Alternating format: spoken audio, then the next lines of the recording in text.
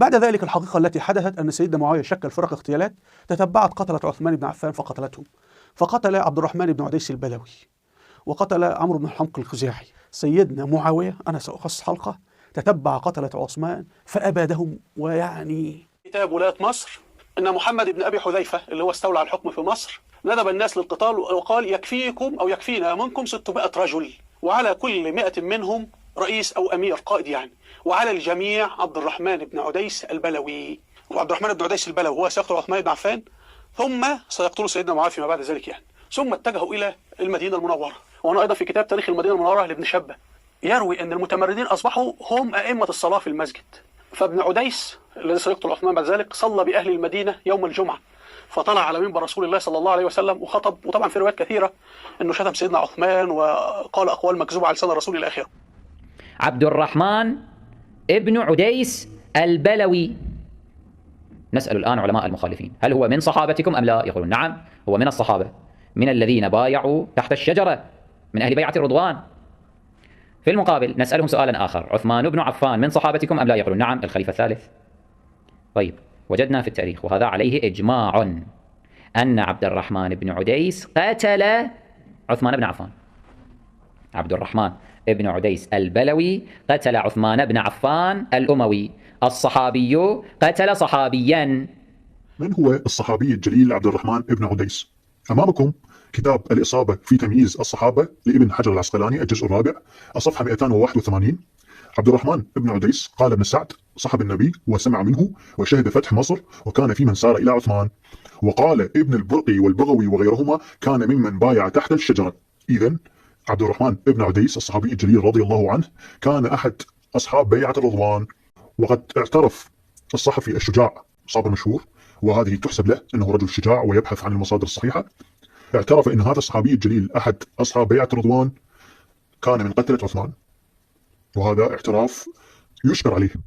وقال ابن يونس بايع تحت الشجرة وشهد فتح مصر. إذن هذا الرجل صحابي من بيعة الرضوان وشهد فتح مصر وكان من الفرسان، ثم كان رئيس الخيل التي سارت من مصر إلى عثمان في الفتنة. إذن كما تلاحظون صابر مشهور لم يكذب، بل نقل من المصادر الصحيحة أن هذا الصحابي الجليل كان من قتلة عثمان، وهذا ما نقول له نحن كشيعة. قام عمرو بن الحمق ابن الكاهن، ده اللي جده كاهن اللي كان بيعبد الشيطان، وذهب على عثمان بن عفان فجلس على صدره وبه رمق، يعني كان بيطلع في الروح، فطعنه 9 طعنات.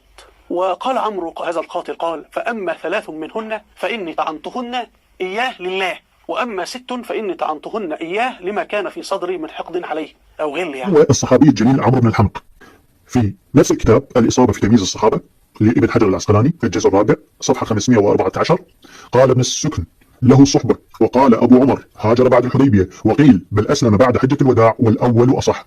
أي إن الصحابي الجليل عمرو بن الحمق هو أحد الصحابة الأولين الذين هاجروا بعد الحديبية.